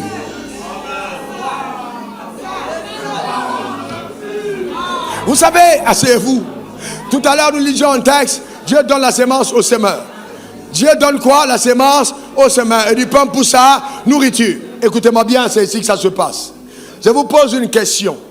Quand le semeur, un révérend investisseur qui tout à l'heure a parlé de ça, quand le semeur a sa sémence, quelle est la joie du semeur? Quand on lui donne sa sémence, la joie du semeur quand il porte sa sémence, c'est quoi? C'est l'expectative qu'il a de ce que sa sémence devient. Donc en fait, la stupidité du semeur, c'est de manger sa sémence. Et la sagesse, c'est d'investir sa sémence. Donc il y a des bénédictions dans nos mains qui ne sont que des sémences. Des percées qui ne sont que des sémences. Et Dieu te regarde pour voir qu'est-ce que tu fais de ce qu'il a mis en ta main. Parce qu'il y a tellement de choses à venir. Et je veux te dire, vraiment je ne sais pas en quel français je vais te dire ça. Peut-être il faut que je parle en langue simplement, c'est pas interprété. Parce qu'il n'y a pas de mots pour traduire. Honnêtement, je vais te dire sincèrement, profondément de mon être, Dieu nous étonne tous les jours. En fait, il arrivera dans ta vie des moments où tu auras l'impression d'avoir atteint le summum du miracle. Où tu auras l'impression que si Dieu a fait ça, c'est que tu vas bientôt mourir. Mais le lendemain, tu te réveilles, il a fait 3 fois plus. C'est de là que me viennent miracles rares, des choses terribles. C'est-à-dire, tu veux même parler, tu as honte. Tu ne sais pas si tu peux dire. Parce que tu es conscient qu'on peut croire que tu mens. Ou même t'écouter, il faut la foi pour croire que c'est Dieu qui a fait. Ce n'est pas des choses habituelles, non. Ce n'est pas des choses habituelles. Des choses rares. Comment? Je dis bien des choses rares. Rares. Je peux vous donner certaines témoignages. Je dis rares. Quelqu'un monte ton projet. 22 milliards d'investissements. Il termine son projet. Il vient, il t'appelle. Il dit, je dormais. Dieu m'a parlé. Je te donne 10%. Comment vous faites ça? Ça va faire 2 milliards 200. Si on papier, on te donne du jour au lendemain. Tu n'as pas demandé. Tu n'as pas fait. Dieu, on te donne. Ce que Dieu peut faire, c'est incroyable. Je te dis la vérité, c'est incroyable. Et je veux dire à une femme et à un homme, je veux dire à quelqu'un, je veux te dire, ne doute pas de ce que Dieu est capable de faire. Ne doute pas. Et ce qui est bien avec la foi, c'est que la foi, il n'y a pas d'âge. Il n'y a pas d'âge. C'est pour ça que quand la Bible dit rien n'est impossible à Dieu, Dieu parle à une jeune fille qui ne connaît pas d'homme. Et pendant qu'elle est en train de jouer les trucs, il dit, hey, va voir ta grand-mère là, Elisabeth, elle est enceinte, à son 6e mois. C'est pas parce que j'étais caché ça qu'elle n'est pas tombée enceinte. Il y a des gens, vous faites de bruit, mais vous ne savez pas ce qui est dans leur ventre. Vous les voyez à l'église tous les jours, vous marchez sur eux, vous faites beaucoup de bruit, mais vous ne savez pas de quel type de grossesse ils sont déjà dans le ventre. Et je suis venu dire à quelqu'un qu'il n'y aura pas de fausse couche. Tu vas accoucher. Ta manière de dire amen m'embête. Donne-moi ton meilleur amen. Tout ce que Dieu a placé dans ton esprit, dans ton cœur, tu finiras par accoucher. Le diable ne volera pas ta destinée, n'ébranlera pas tes rêves. Parce qu'aussi longtemps que c'est Dieu qui t'a enceinté, Dieu va veiller sur son enfant. Donne-moi encore ton meilleur amen. Ça viendra. Ça viendra. Ça viendra. Donc le but de mon enseignement, c'est vraiment t'amener à aller à une autre dimension. Vous imaginez? Dit vivre Dieu. Encore vivre Dieu. Donc vivre Dieu pour Abraham était aussi de prendre son fils et l'amener sur la montagne. C'est ça la vie avec Dieu. Des moments qui peuvent paraître tellement pénibles, mais qui sont précurseurs de telle gloire. Alléluia. Amen. Ne crois pas que la vie avec Dieu, c'est toujours que tout va, on est toujours en train d'être content. Non, il y a des moments où ça va être dur. Mais n'oublie jamais la récompense qu'il y a derrière. Imaginez la mère de Moïse. Oh, on va terminer avec ça aujourd'hui. La mère de Moïse prend son fils.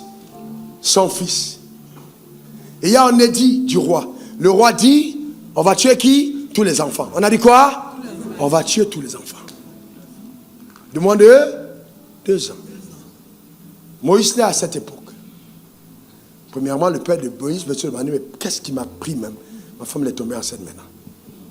Parce que dans tous les cas, on entend des morts à gauche, des morts à droite, des enfants sont zigouillés, les enfants sont tués. Donc, ils sont fatalement oppressés. Donc, ce peuple est en captivité, oppressé en Égypte. Voilà une mère qui regarde son fils et qui dit, il ne mourra pas. Une mère, innocente mère, qui ne sait pas manier les armes. Non. Elle ne sait pas manier les armes. Elle n'est pas riche. Elle est une ménagère, quelque part ignorée parmi les esclaves. Elle dit, mon enfant ne mourra pas. En d'autres termes, elle défie le décret du roi de la nation la plus puissante pour dire, c'est pas parce qu'il a dit que mon fils mourra qu'il mourra. Il ne mourra pas. Ça s'appelle la foi. Elle prend l'enfant, elle ne va pas le déposer n'importe où, elle va le déposer là où elle sait que la fille du roi vient se baigner. Ah ça non, vous ne pouvez pas imaginer les stratagèmes, l'intelligence, la sagesse que Dieu vous donne quand vous lui faites confiance. Elle va poser l'enfant là où la femme vient se baigner. Donc elle sait clairement que dans la famille de Pharaon, il y a un problème de mal. On n'a pas d'enfant mâle. Et elle a eu le privilège d'avoir un enfant mâle. Elle dit, cet enfant va aller au palais, pas ailleurs. Il ne mourra pas. Elle le pose dans le lac. La femme vient, elle entend les cris. Vous savez, c'est ton père qui a pris le décret. Hey, coupez la tête de cet enfant. Ça aurait pu être une réaction. Sauf que quand la foi a été derrière un acte, l'acte n'est jamais. Quand la foi est derrière un acte, quand tu as posé un acte par la foi, l'échec n'est pas permis. La foi ne tolère jamais l'échec. Il n'y a pas d'échec, impossible. Il n'y a pas d'échec quand c'est la foi.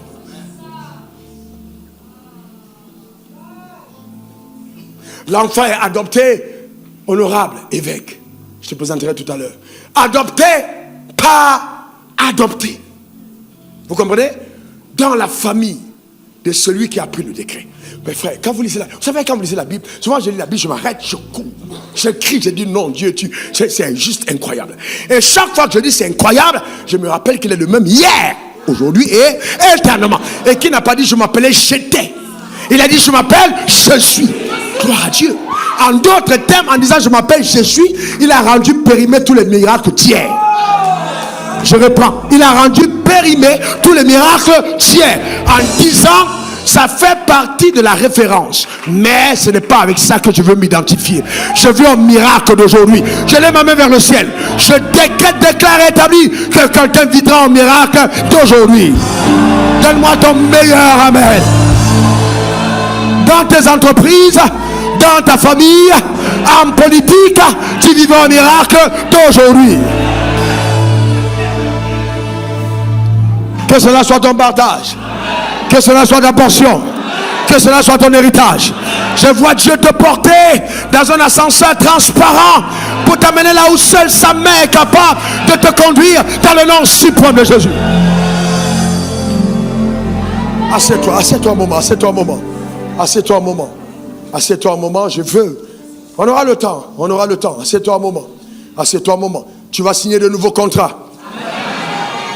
Un jour, Dieu m'a dit, tu es plus riche que la banque dans laquelle tu déposes ton argent. Et je te donne la même parole. Quelqu'un ne peut pas porter Christ en lui et estimer que son compte bancaire est ce qui définit ce qu'il est. Si le créateur de l'univers habite en moi, ma valeur, c'est le monde entier.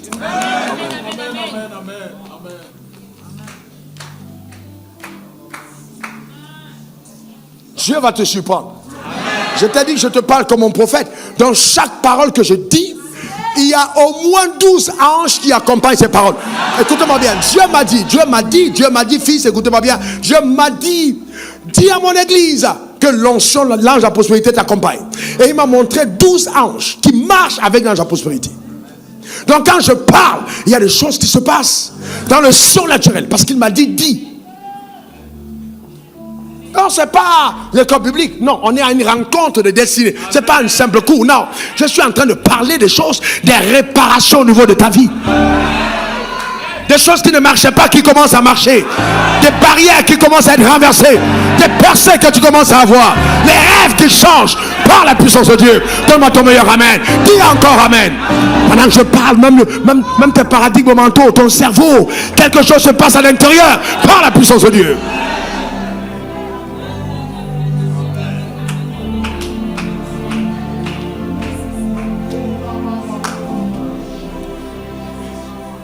La petite dame, méconnue de tous, voilà qu'elle est chez elle et un cortège arrive. Parce que entre-temps, dans l'intelligence divine que donne la foi, parce que je veux avoir le temps de vous parler. Donc beaucoup de personnes pensent qu'elles ont la foi, mais n'ont pas la foi. La foi te donne des stratagèmes. La femme a pris un enfant, une fille, et puis elle est venue poser à côté. Maman, viens, poser à côté pour dire, regarde le sort de l'enfant. Donc, c'est qu'elle avait déjà imaginé elle-même le sort de son enfant avant même de le poser au bord de la mer. Maintenant, on demande, elle vient dire, voulez-vous que je vous trouve une nourrice? Ça veut dire que c'était une question qu'on avait déjà mise dans sa Bible. On avait préparé la scène. Ils ont répété à la maison. C'est comme si je suis pasteur et puis je viens dans un programme, je vois comment est-ce que les gens font, ils font des trucs et les séquences et puis je rentre chez moi. Je dis oui, vous là, regardez votre temps de la foi, regardez comment ça marche. Frère, les gars répètent. On fait répétition des capotes. Chaque séquence est répétée. Donc en fait les choses sont préparées à l'avance. Donc on corrige des choses et quand tu viens là, tu ne fais que vivre des choses qui ont été préparées. La foi n'est pas une science d'improvisation. Non, ce n'est pas une science d'improvisation. La foi est tellement précise que c'est une science qui englobe la préparation. Et voilà ce qui manque à beaucoup de croyants. Ah, je peux vous chercher une nourrice. Voulez-vous que j'aille la chercher? Imaginez la suite, on a dit, tu viens m'appeler. La femme croyait en son enfant. Aucune Égyptienne ne donnera le lait à mon enfant. Aucune Égyptienne ne va allaiter l'enfant que j'ai accouché. Aucun païen ne prendra mes entreprises. Personne ne volera mes projets. Personne ne détournera ce qui est à moi. Personne ne me prendra. Ça, c'est la détermination. Le stratagème est monté. Pendant que je lève mes mains vers le ciel, j'engage cette parole sur ta vie. Personne ne volera tes projets.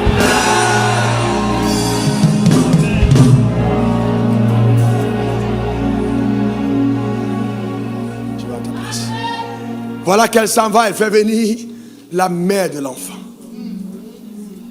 Et la mère de l'enfant est tellement vous voyez, la mère de l'enfant est tellement préparée elle-même à faire semblant de ne pas être la mère. Elle fait semblant de ne pas être la mère. Vous savez, le vrai problème, c'est que beaucoup d'entre nous n'acceptons pas de faire semblant. Alors que la foi est une science qui nous amène à faire semblant. Que le pauvre dise, je suis riche. Et dans la pauvreté, tu ne peux pas continuer à t'habiller comme un pauvre. Tu dois commencer à changer les habits. Même si c'est un seul habit que tu as, porte l'habit de riche. Parce que tu dois faire semblant. David, pour échapper à la mort, a fait semblant d'être fou.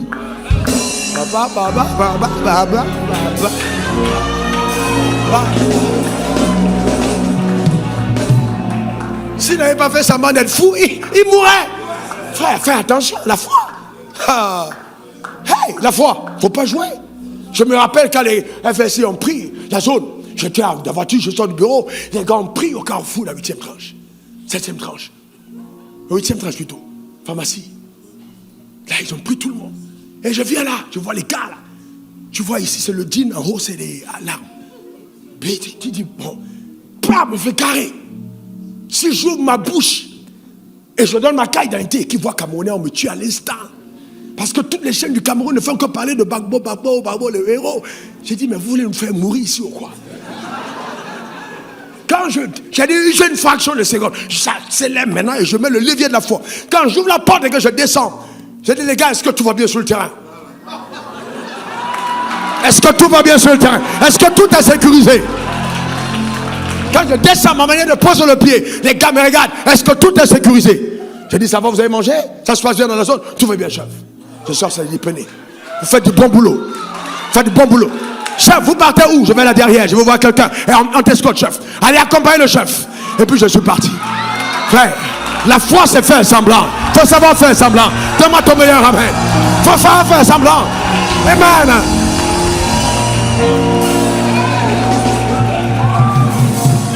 Faut pas venir là. Jésus, on te tue. C'est pas le moment d'appeler Jésus. Les gars qui ont appelé Jésus, on sait avec qui ils sont. Qui dit Jésus, on va te tuer. Tu vas aller au ciel. C'est pas le moment de dire Jésus. Il faut être plus intelligent. La foi, c'est l'intelligence. Voilà l'enfant. Elle regarde l'enfant. Elle négocie le prix. On dit, on te donne 200 000 par mois. Non, je ne peux pas. C'est trop de travail. C'est trop de travail. C'est son enfant. Elle négocie le prix. Maintenant, on est obligé d'amener une escorte royale. Elle habite dans un glogo, dans un mapan, dans un endroit retiré. Et on voit la carrosse royale arrive devant sa maison. Voilà une femme qui était méconnue, mais que le palais enregistre comme étant la nourrice du seul garçon du trône. Je vois Dieu t'amener en autre palier, en autre niveau. Donne-moi ton meilleur amen. Dis encore amen.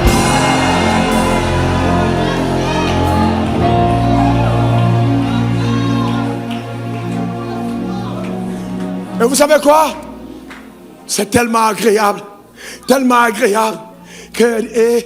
quand elle fait comme ça, elle dit, Moïse, si c'était pas toi, aujourd'hui on est là. Ma maison, si c'était pas toi, Moïse. Elle dit, un bébé, la mère est contente, les tantes sont contentes, les oncles sont contents. Parce qu'à cause de Moïse, voilà que le quartier est gardé. Et je vais plus loin, Dieu ne m'a pas dit de le dire. À cause d'Adam, les voisines qui sont enceintes, qui vont accoucher, sont épargnées. Parce que la compassion commence à toucher le cœur, parce que la nourrice a sa cousine qui a accouché. Donc le palais interdit en disant qu'on bon, laisse cela, laissez-la vivre. Donc en fait, sa foi va commencer à mettre des autres à l'abri. Méconnu de tous jusqu'alors. Le drame de cette histoire, c'est que si ça arrive jusque-là, ma chérie, Moïse n'a pas vécu Dieu. Parce qu'en fait, tout ça pour Dieu, c'est pas pour que Moïse soit au palais. Et Dieu va s'arranger que Moïse n'entre dans le mariage pas avant d'avoir quitté ce palais. Donc après avoir quitté le palais, il faille absolument qu'il aille trouver une forme de sacrificateur dans le désert. Donc l'histoire de Moïse n'est pas encore totale. Moïse ne vit pas Dieu, mais il vit les prémices de Dieu. Certains d'entre vous sont aux prémices, mais pas encore dans la totalité. Alors Moïse est porté dans un zèle, il va tuer un Égyptien. Et Moïse est recherché. Écoutez-moi bien, je vais vous faire raccourcir votre temps. Je vais vous poser une question. Quand Moïse fut au désert, s'il vous plaît, imaginons un moment quelle est l'attitude de la mère de Moïse. La même qui a dit, Moïse, à cause de toi, elle dit, Moïse, tu vas me tuer. Regardez tous les avantages que Moïse nous fait perdre. Je t'ai fait quoi? Mon enfant, Pourquoi tu te mets dans les affaires d'autrui? Pourquoi tu as fait ça? Le deuil.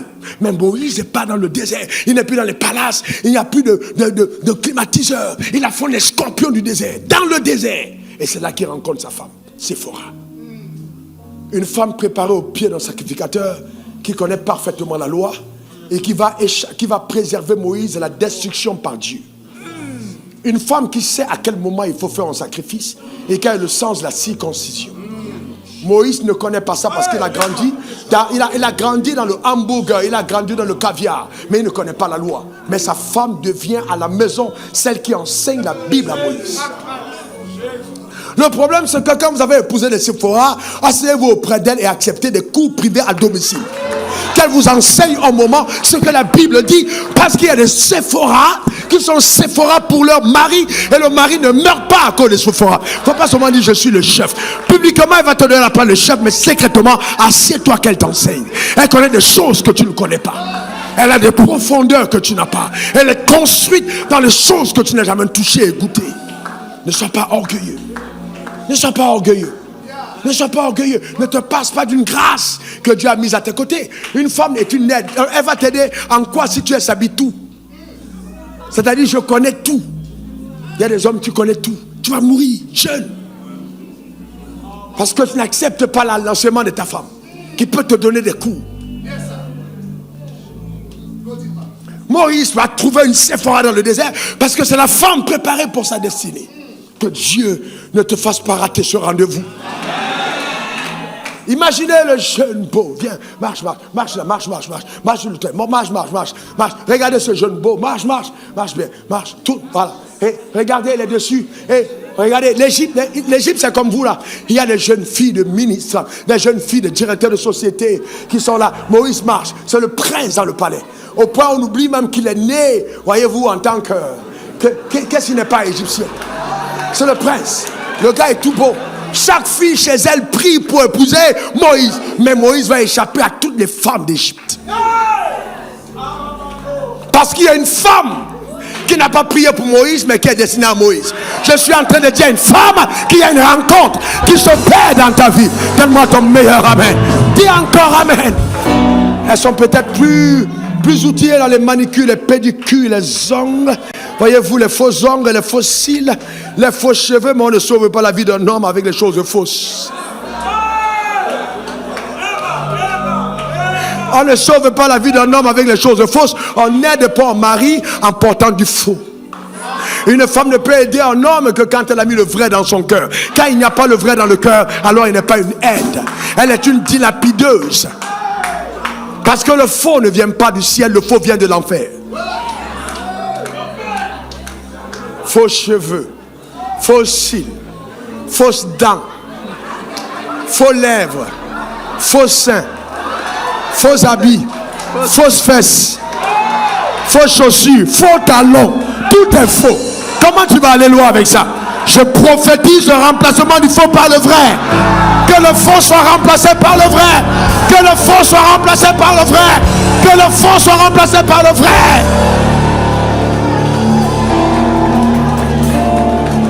Ne me comprenez pas mal, hein? Parce que même sur la tête de ma femme, c'est qui pas trop long, ce n'est pas du vrai. Mais je suis en train de dire qu'il faut que je m'assure que ce qui couvre ma tête au-delà de ce qui est faux soit vrai. Donc ce qui couvre ma tête ne doit pas être le faux. Donc le faux doit cacher du vrai. Dans mon cerveau, je dois avoir du vrai. Si j'ai fait grossir ma sein dans mon cœur, je dois avoir du vrai. Si mes cils sont fausses, mon regard doit être vrai. Il faut qu'il y ait du vrai. Et si on peut aller plus loin, mais pourquoi habiller le vrai par le faux? Bon, la réalité n'est pas la vérité. Dans tous les cas.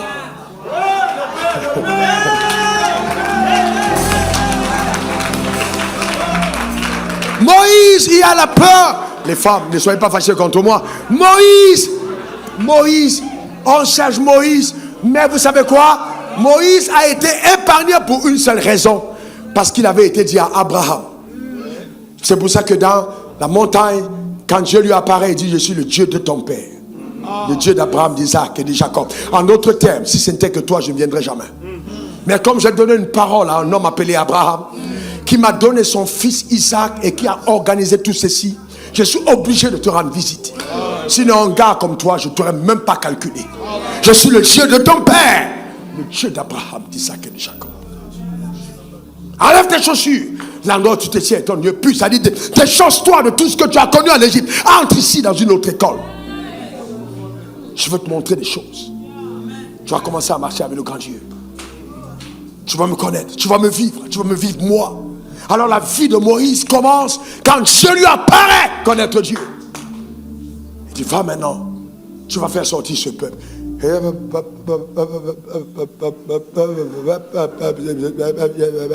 Parler. Ok, tu ne sais pas parler. Tu es bête.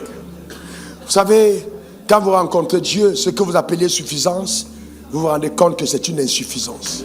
Il n'y a que les gens orgueilleux qui se baladent dans la vie et qui pensent qu'ils sont arrivés.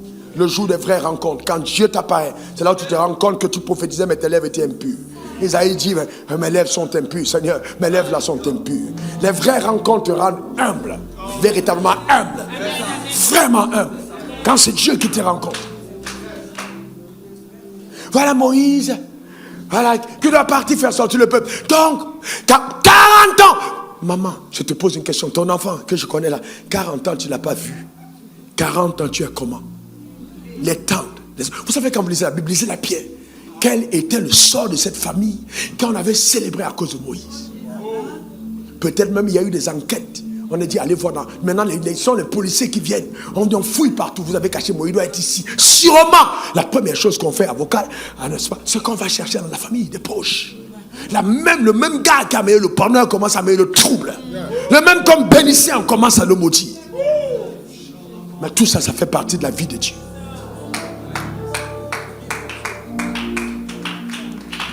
Et un jour apparaît un garçon qui a perdu tout l'art de s'habiller dans le code d'Égypte.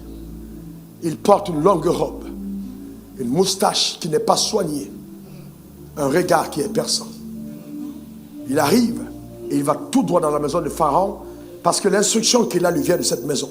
Il a un courage et une audace, une onction qui fait que quand il arrive, même les gardes de la garde lui ouvrent la porte et il dit, c'est moi Moïse. La réputation qu'il avait à Moïse en Égypte pendant 40 ans n'a pas été effacée. On sait que c'est Moïse. On l'amène devant Pharaon, ce que personne n'aurait pu faire en un jour. Et il y a un bouleversement. On n'arrête pas pour dire on va te mettre en prison. Non, parce que quand Dieu vous envoie, on aurait pu l'arrêter pour dire Moïse, tu es malade. Tu viens ici en disant quoi? Allez, mettez-le en prison. Mais on ne peut pas dire on le met en prison. Pourquoi? Parce que derrière, il y a la voix de Dieu. Amen. Je suis en train de dire que les sorciers te laisseront. Ils n'ont pas de choix. Donne-moi ton meilleur amen. Ils n'ont pas de choix. Dis encore amen. Je lève ma main et le ciel. Je parle sur ta vie. Ils n'ont pas de choix que de te laisser tranquille. Cette parole s'envoie pour ta destinée. Tu es libéré. Donne-moi 3 bons amen. Ils ne pourront pas te tenir captif. Tu vivras ton histoire. Tu vivras ton histoire. Tu n'es pas venu ici accompagner les autres. Tu vivras ton histoire. Ils ont voulu te tuer, ils n'ont pas pu. Tu vivras ton histoire. Tu ne mourras pas avant ton heure. Tu es le même hier, aujourd'hui, éternellement. Les portes s'ouvrent sur ta vie. Moïse a un bâton. Un bâton. Un bâton. Il y a un conseil extraordinaire des ministres. Les mages sont appelés. Moïse est au milieu. Vous savez, quand Dieu met sa main sur toi, il y a des portes qui souvent se demandent comment ça s'ouvre.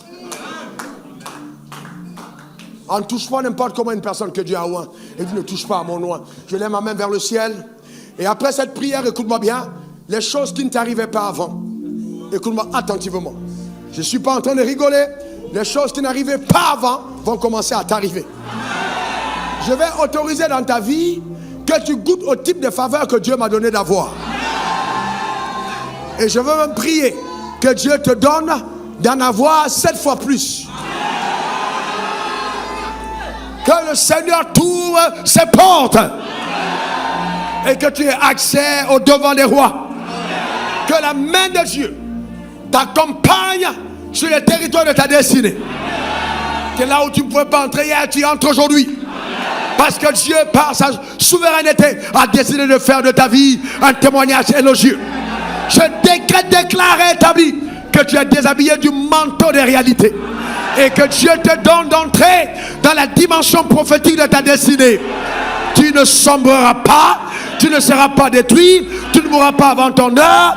Les rêves que Dieu t'a montrés se réaliseront par la grâce de Dieu au nom suprême de Jésus. Quelqu'un dit, je n'ai pas de force. Reçois la force, reçois la force, reçois la force, reçois la force. Et je demande aussi qu'une grande autorité t'introduise devant les hommes au nom suprême de Jésus. Tu parleras et les hommes te respecteront. Tu parleras et les hommes te respecteront. Tu parleras et les hommes te respecteront. Donne-moi ton meilleur amen. Donne-moi ton meilleur amen. Donne-moi ton meilleur amen. Dieu t'amène à dépasser les positions naturelles. Tu as été élevé naturellement. Tu as eu de l'argent. Tu as eu des moyens. Mais Dieu t'amène à la dimension d'élévation spirituelle. Par sa grâce, au nom suprême de Jésus. Les rêves qu'il t'a montrés se réaliseront par la puissance de Dieu. Le même bébé Moïse, le même sauvé des eaux, le même qui est passé à l'école des eaux de sa jeunesse, ce même bébé Moïse va encore affronter les eaux pour la deuxième fois. Après les eaux de sa mère, il y a les eaux du fleuve. Après les eaux du fleuve, il y a les eaux de la mer Rouge. Tu traverseras tous les eaux. Les eaux de ta destinée au nom suprême de Jésus. Avec son bâton, la mer Rouge va s'ouvrir devant de lui et le peuple va traverser. Parce que 430 ans plus tôt, une prophétie avait été annoncée. J'ai entendu le Seigneur me dire de parler sur ta vie. Écoute-moi bien. Tu ne dormiras pas cette nuit. Dans ton sommeil, pendant que tu seras couché, des choses vont se reprogrammer dans le spirituel. Ta tante avait dit que tu mourras, mais tu ne mourras pas. Les sorciers avaient dit, ta famille, personne ne deviendra riche, mais toi tu dépasses cette barrière. On avait dit qu'aucune femme ne se mariera, mais toi tu te marieras et très bien. Toutes les personnes de ta famille sont mortes de cancer, mais toi tu ne mourras pas de cette maladie. Ce qui a détruit les gens de ta génération ne t'atteindra pas. La grâce de Dieu est sur ta vie. Et Dieu se révèle à toi maintenant par sa puissance extraordinaire, comme le Moïse de ta famille. Le Moïse de ta famille. Le Moïse de ta famille. Dieu fait de toi un libérateur. Un libérateur. Un libérateur. Un libérateur. Un libérateur. Et ta famille se réjouira de ta rencontre avec Dieu. J'annonce sur ta vie comme Moïse qu'à cause de ton obéissance, les gens sortiront de l'esclavage. À cause de ton obéissance, les hommes deviendront riches. Comme le peuple d'Israël est sorti de la captivité avec de grandes richesses, je vois Dieu utiliser ta bouche et ta personne pour affranchir plusieurs. Que cela soit ton partage. Dans ton village, il y aura des écoles à cause de toi. Le courant à cause de toi. Les gens seront scolarisés à cause de toi. Des orphelinats à cause de toi. Car la main de Dieu est sur ta vie. Personne ne pourra l'arrêter.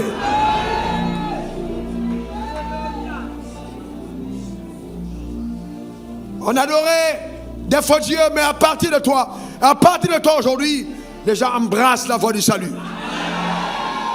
Jésus a couronné le maître, a couronné le roi. Je déclare établi que tu vis Dieu pleinement. Moïse a regardé brûler le buisson, mais qui ne consumait pas. Et je veux dire à quelqu'un, tu passes par un moment très difficile. Il y a du feu, mais Dieu me dit de te dire, regarde bien, le feu n'est pas en train de consumer. Le feu est en train d'attirer ton attention. Ce feu est allumé par Dieu, parce que Dieu veut te parler un peu plus. Il y a quelque chose que Dieu veut faire. Dieu veut vous parler. Dieu veut te parler. Dieu veut vous instruire. Le feu s'allume quand ta vie n'a pas servi au dessein de Dieu et que Dieu veut détourner ton attention de la voie que tu empruntais pour te donner d'emprunter une voie nouvelle pour que tu vives Dieu dans sa plénitude. Il allume un feu, il allume un feu, il allume un feu qui brûle. Le feu est en train de brûler peut-être tes affaires, mais je veux te dire que tes affaires ne sont pas détruites. Le feu brûle ton mariage, mais ton mariage n'est pas détruit. Le feu brûle ton ministère, mais le ministère n'est pas détruit. Le feu brûle ta famille, mais ta famille n'est pas détruite. Le feu est allumé, mais elle n'est pas détruite, parce que c'est un feu de préservation. C'est un feu qui attire ton attention. Parce que Dieu a quelque chose. Lève ta main vers le ciel.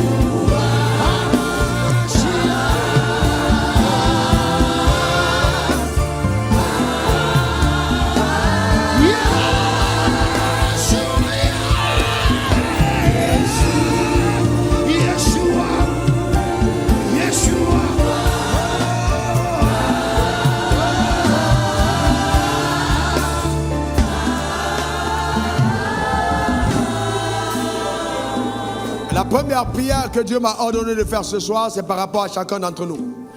Eh bien, je t'ai parlé d'Abraham, je t'ai parlé de Moïse, j'ai brièvement parlé de Joseph, et le temps me manquait pour te parler d'autres personnes dont la vie allait inspirer le fait de migrer justement de l'identité factuelle à l'identité prophétique. Alors je vais prier pour toi pour la révélation totale de cette identité. Ali, Dieu t'a préparé d'avance. Ce que tu as aujourd'hui n'est pas ce que Dieu a arrêté pour toi en définitive. Mais tu es dans le processus d'accomplissement des desseins de Dieu. Ça peut être dans les affaires, dans la politique, à l'église, en tant que pasteur, et même en tant que sacrificateur et roi en même temps. Dieu a quelque chose de particulier. Alors nous sommes venus dans sa présence pour vivre Dieu. Lève tes deux mains vers le ciel, je vais prier pour toi. Lève tes deux mains vers le ciel, tu dis Seigneur, je veux vivre Dieu. Maintenant, en 1 minute, demande à Dieu, dis je veux vivre mon histoire. Élève ta voix, dis à Dieu, je veux vivre mon histoire. Élève ta voix, parle à Dieu. Dis-lui en 1 minute, je veux vivre mon histoire. Élève ta voix, élève ta voix.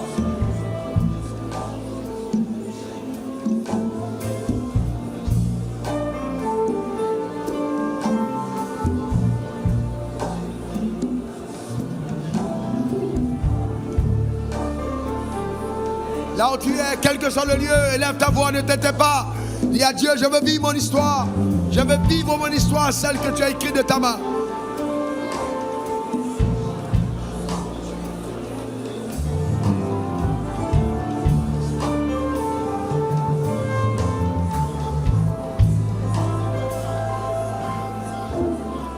Permets-moi de prier maintenant. Permets-moi de prier. S'il te plaît, prête très attention à mes prières. Frère, prête attention à mes prières. Mon Père, je veux te rendre grâce pour ta fidélité. Tu m'as instruit en me donnant ce message. Tu m'as instruit à l'égard de ton peuple. C'est pourquoi maintenant, au nom suprême de Jésus, j'envoie cette parole à mission sur la vie de toute personne connectée à cet hôtel. Je décrète, déclare et établis qu'à cause de cette voix entendue, personne ne passera à côté du mandat prophétique dans le nom suprême de Jésus. À l'instant où je parle, je décrète, déclare et établis, quel que soit le manteau que la personne porte en ce moment, qui est un manteau d'une identité factuelle, un manteau que décrivent les réalités, je décrète, déclare et établis que ce manteau sera remplacé par le manteau de la vérité, dans le nom suprême de Jésus. Car tu as dit à Jérémie, avant que tu ne sois dans le ventre de ta mère, je te connaissais. Avant que tu n'en sois sorti, je t'avais consacré, je t'avais établi prophète des nations. Alors je décrète, déclare, établi que c'est pourquoi Dieu t'a sélectionné depuis l'éternité. C'est pourquoi tu es sorti du ventre de ta mère, triomphant au milieu de plus d'1,5 milliard de personnes. Tu l'accompliras sous le soleil, au nom suprême de Jésus. Rien n'arrêtera le plan de Dieu à ton égard dans le nom suprême de Jésus. Les tempêtes que tu traverses, les défis auxquels tu es confronté, les histoires terribles de ta vie ne vont pas ébranler ce rêve au nom suprême de Jésus. Je décrète, déclare, établis que ce programme vient renforcer l'accélération dans ton couloir. L'accélération dans ton couloir. L'accélération dans ton couloir dans le nom suprême de Jésus. Ton Isaac naîtra. Ton Isaac naîtra. Ton Isaac naîtra. Ton Isaac naîtra. Je décrète, déclare, établis que de tes entrailles sortent les fils de ta promesse. Dans le nom suprême de Jésus. Ton entreprise naîtra. Tes projets naîtront. Ton mariage naîtra. Ce voyage aura lieu. Ce que tu as arrêté naîtra. Personne ne pourra l'arrêter. Car la main de Dieu te secoue. Dans le nom suprême de Jésus. Toi, le Dieu à qui rien n'est impossible. Toi qui a sauvé Moïse des eaux, hébergé dans les entrailles de celui qui a pris un décret de mort contre lui. Je prie que dans la souveraineté de tes pouvoirs et ton action qui surpasse tout entendement humain, que tu étonnes quelqu'un parmi nous d'un miracle rare. Dans le nom suprême de Jésus. Et que, Seigneur, ce programme annonce le début d'une ascension sans arrêt. Une percée qui annonce une percée. Des percées qui ne s'arrêtent pas, mais qui percent et qui percent. Jusqu'au but final, au nom suprême de Jésus. Qu'il en soit ainsi. On ne dira plus jamais, depuis que tu vas à l'église, qu'est-ce que ta vie est devenue. Depuis que tu vas à l'église, regarde ce que tu es devenu. Mais on dira plutôt, on a constaté que depuis que tu vas à l'église, tu as changé. Depuis que tu vas à l'église, ta vie est devenue meilleure. Tu es devenu une meilleure personne. Dans le nom suprême de Jésus. Tu révèles la lumière de Dieu dans le couloir de ton appel par sa puissance extraordinaire au nom suprême de Jésus. Tu es béni, tu es comblé, tu es arrosé. Mets tes deux mains sur ta tête et dis après moi au nom suprême de Jésus. Je scelle ces paroles sur ma vie. J'établis par les pouvoirs souverains de Dieu que je ne me suis pas créé moi-même. Je ne suis pas né de par ma propre volonté. Je suis la résultante de la sagesse, de l'intelligence, de la volonté élevée de Dieu. C'est pourquoi sur terre, j'appelle sur ma vie la plénitude de la vie prophétique rattachée à ma destinée.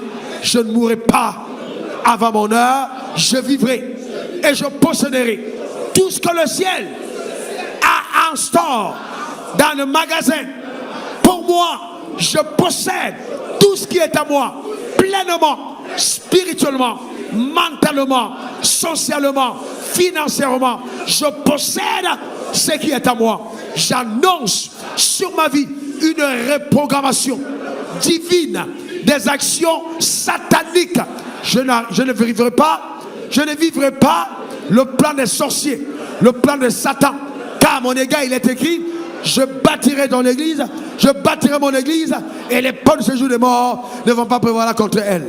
Mets tes mains sur ta tête encore, 30 secondes. Mets tes mains sur ta tête 30 secondes. Je sais que c'est un exercice un peu compliqué si on n'est pas habitué. Alors j'annonce sur ta vie que ces paroles s'accomplissent comme un missile à tête chercheuse dans le nom suprême de Jésus. Aucune de ces paroles ne tombera. Aucune de ces paroles ne tombera. Ta vie étonnera jusqu'à ton pasteur. Ta vie étonnera même ta mère. Ta vie étonnera tes semblables. On te regarderait et on dira, mais c'est pas notre soeur là, c'est pas celle-là qui était toujours dernière à l'école, mais les derniers seront les premiers. Dieu te lève de façon spectaculaire.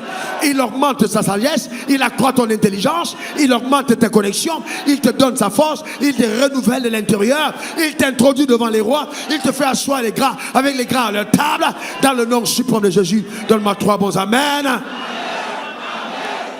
Acclame le Seigneur pour ta propre vie. Fais mieux que ça, acclame le Seigneur pour ta propre vie.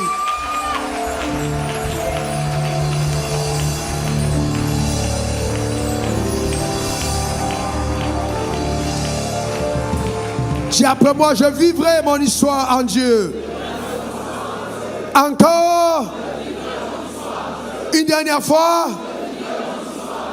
Frères et sœurs, Dieu te jugera encore plus sévèrement. Parce que le pasteur qui t'enseigne la parole de Dieu est la démonstration pratique de ce que je suis en train de dire. Je vous dis la vérité. C'est pour ça que je vous dis, les gens disent, ouais, bon, vraiment, il est fort. Honnêtement, je vous dis, vous savez pourquoi j'aime la prière et j'aime rester dans la présence de Dieu? Parce que c'est lui qui me rend fort. C'est clair et net. C'est clair et net. Je sais très bien que sans lui, c'est impossible. Impossible. L'intelligence, la sagesse, les connexions, les forces, tout ce que j'ai, ça vient de Dieu. Si ce n'était pas Dieu, je ne serais plus. Je vous dis la vérité. Et donc, pour moi, vous ne savez pas, ce que Dieu peut faire, c'est incroyable. Et j'ai dit à Dieu, je refuse d'être la seule personne que tu bénis. Si je suis pasteur et que tu me bénis, c'est parce que tu veux montrer que tu bénis. Donc, enfin, vous savez, je n'utilise pas l'argent. Beaucoup de personnes ne savent pas, je n'utilise pas l'argent. L'argent, je n'utilise pas l'argent. Quand j'ai besoin de quelque chose, la chose vient. Je n'utilise pas l'argent. Donc je dis à Dieu, Dieu, bénis l'église. Je vous dis, écoutez-moi très bien, je vous le dis de tout mon cœur. L'autel que nous sommes, la génération que nous sommes ce faible peu là que Dieu est en train de garder. C'est-à-dire, pas seulement nous, des personnes qu'il est en train de préparer pour activer la venue de Christ, la seconde venue. Une église sans tache ni ride. Une église resplendissante de gloire. Donne-moi ton meilleur amen. C'est de ça qu'il s'agit. C'est de ça qu'il s'agit. Et c'est là où Dieu t'amène. Le Dieu qu'on sert est puissant. Il est extraordinairement puissant. Je maudis la religion. Je maudis les concepts humains. Je maudis la tradition des hommes. Je déclare, établis que la vérité habite ma tête et mon cœur. Donne-moi ton meilleur amen. Au nom suprême de Jésus. Je maudis ces choses. Je veux vivre la Bible. Je veux vivre Dieu. Je ne veux pas lire la Bible. Je veux vivre la Bible. Demain, on va continuer. Dieu m'a dit, moi-même, mon fils, je n'étais pas appelé à vivre, à lire la Bible, mais à la vivre. Vivre Dieu, c'est ce que Dieu nous appelle à faire. Pas lire, mais vivre. Je n'ai pas terminé mon introduction de message. Je vous dis que même si on avait 7 jours, je ne suis pas sûr qu'on va finir. Mais on va continuer. Nous allons partir demain. Venez avec les photos comme j'ai dit. Je n'ai pas terminé de prier, j'ai pris 2 personnes encore. Écoutez, ne t'ai-je pas dit que si tu crois, le problème c'est que je crois aujourd'hui et je vois, entre quand j'écris aujourd'hui et je vois demain, qu'est-ce qui se passe entre les deux? Demain on va parler de ça. On dit il faut que la patience accomplisse son œuvre. C'est quoi l'œuvre de la patience? Il faut que la patience accomplisse son œuvre. C'est quoi l'œuvre de la patience? On va se soucier de la patience qui accomplit son œuvre, c'est quoi? Pourquoi une femme ne peut pas accoucher 3 mois après être enceinte? Le jour où l'enfant est dans le ventre, elle est déjà enceinte, mais elle n'a pas accouché. Le jour où Dieu t'a parlé, tu as déjà ce qu'il t'a dit. Mais ce n'est pas ce jour, automatiquement, que tu vois le miracle. La patience doit accomplir son œuvre. Certains d'entre vous allez vous rendre compte que vous étiez sur le point d'abandonner, mais le miracle n'était plus loin. Je peux appeler la journée de demain accélérateur de miracles. Dis, je possède ce que le ciel m'a annoncé. Encore une dernière fois. Tel est ton partage et ta portion. Parce que nous aimons Dieu. Aidez-moi une minute. Restez comme vous êtes. Il y a certaines personnes parmi vous. On a beaucoup prié. J'ai ressenti encore ce soir. J'ai éclaté en langue quand je parlais un moment. Je sentais vraiment comme en train de souffrir certaines douleurs d'enfantement. Tu es né ici et là, tu dis vraiment, je veux faire la paix avec Dieu. Je n'ai jamais fait cette prière, mais je vais venir publiquement pour dire, Jésus, je t'accepte dans ma vie. Je fais de toi mon maître, c'est terminé, il a eu à l'intérieur de moi.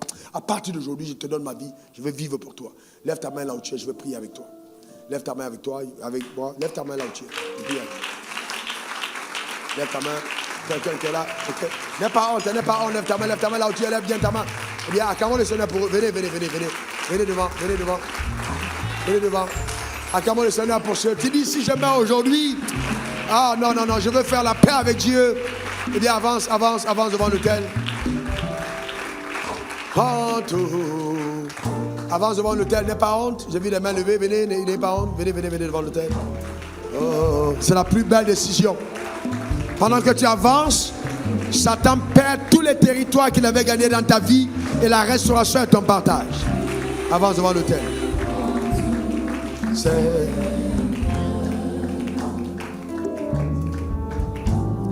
Oui, prends.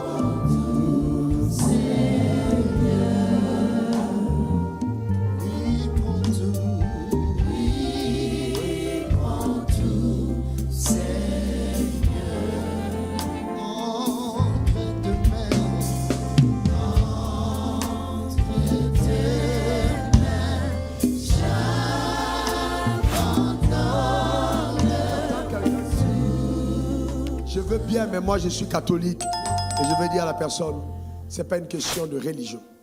C'est une question de salut. Il n'y a ni catholique, ni méthodiste, ni adventiste, ni évangélique au ciel. On n'a que des enfants de Dieu. J'entends une autre personne qui dit, j'ai honte. Je veux bien, je suis convaincu, j'ai honte. Dieu dit, si tu as honte de moi aujourd'hui, j'aurai honte de toi à jamais. Il ne faut pas avoir honte du salut. Viens devant l'autel. Et il y a une autre personne qui a mangé, même hier en songe, on t'a donné à manger hier nuit. Tu mangeais encore la nuit en songe. Et Dieu, le diable est en train de vouloir saccager ta destinée. Et là, Dieu t'appelle véritablement, c'est le moment de ton salut. N'hésite surtout pas. Je te donne 1 minute, je vous donne 1 minute pour avancer devant l'autel. Et après quoi, je vais prier. Je ne reçois personne en privé. Dans 1 minute, venez devant l'autel. Ta destinée ce jour-là. Et écoute-moi bien, Dieu veut mettre fin aux manigances de la sorcellerie dans ta vie pour te donner de vivre le plein plan que Dieu a réservé pour toi. Tu étais très brillant, tu étais très brillante. Et aujourd'hui, ta vie semble être allée en dérive. C'est l'œuvre du diable, c'est ce que Dieu me dit de te dire. On va juste 1 minute et je vais prier.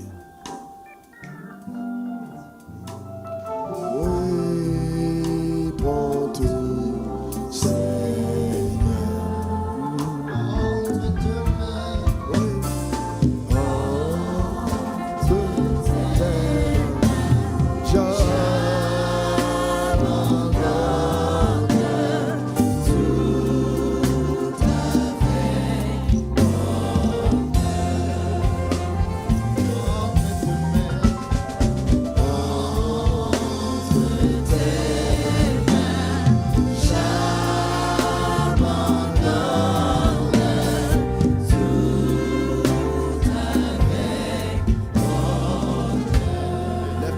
Vers le ciel, toi qui es ici, toi qui es connecté en direct, et répète après moi ces paroles. Seigneur Jésus, à haute voix, Seigneur Jésus, j'ai entendu ta parole, mon cœur est touché. Je t'accepte dans ma vie comme mon Seigneur et mon Sauveur personnel. Change mon cœur, change ma vie, au nom de Jésus. Amen. Amen. Amen. Merci Seigneur pour ce miracle dans leur cœur. Merci pour le salut que tu accordes dans le nom suprême de Jésus. Amen. Amen. Bien, je veux te demander pourquoi tu résistes. Tu es en train de trembler à ta place. Libère-toi de cette honte. Et viens devant, même si on a fait la prière. Viens prendre ta fiche. On va prier avec toi après. N'aie pas honte. Viens devant. N'aie pas honte du salut. Oui, prends tout, Seigneur.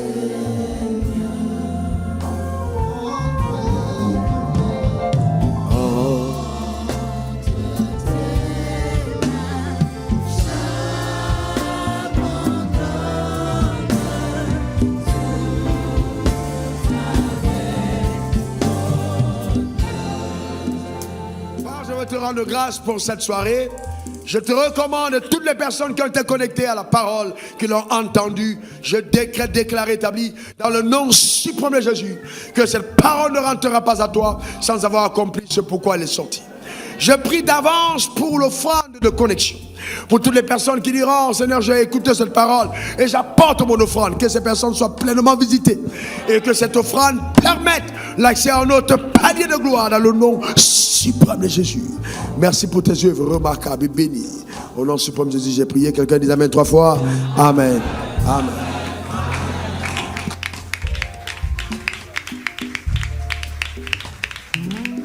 Ta manière d'acclamer n'est pas très acclame très fort le Seigneur.